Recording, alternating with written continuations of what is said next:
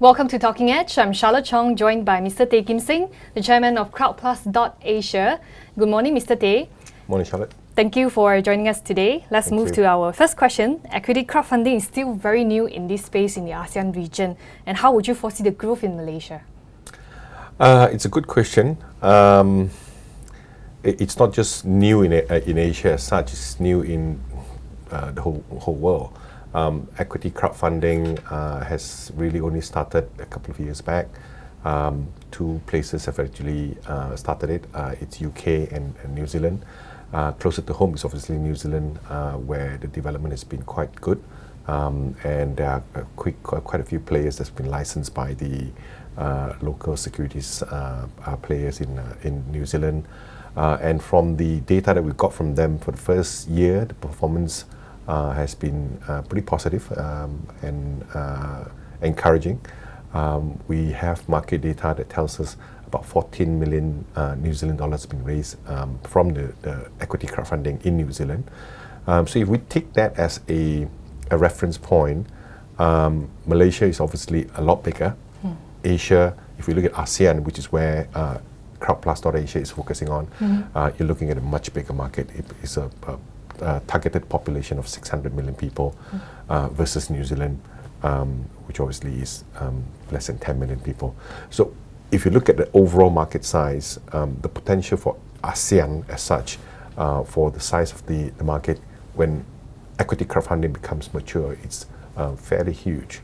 And how big that's going to be, it's anyone's guess, to be honest with you. I think the first few years, what we're going to do as part of Crowdplus Asia and the other players that's been licensed by the Securities Commission is really going to be raising awareness, bringing the concept of equity crowdfunding to the crowd. Well, talking about entrepreneurs, which segment do you think that they need crowdfunding the most, ECT the most? I think the purpose of equity crowdfunding, it's mostly for younger companies. So typically you'll be looking at startups, right through to pre-profit kind of companies. So these companies would typically find it very hard to raise financing, whether it's from venture capital or from banks, simply because they're startups, they don't have any assets. And if we look deeper beyond this category of young companies, typically the one that's most that needs most cash-hungry companies would be in the tech sector. Now I know Crowdplus Asia is actually backed by Netrove. Yes. And how does Netrove or Crowdplus Asia reach out to their investors? There's quite a bit of education we need to do. So the Crowdplus Asia team, starting in Malaysia, will be doing quite a bit of marketing, business development, road shows, going out to directly to the crowd, and working with partners, brokers, professional organizations through which we reach out to their members and educate them and tell them what crowdfunding is all about and why they should be part of this whole thing. So that's stage one.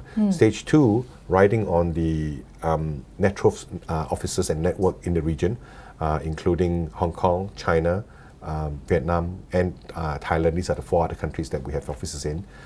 We will do the same.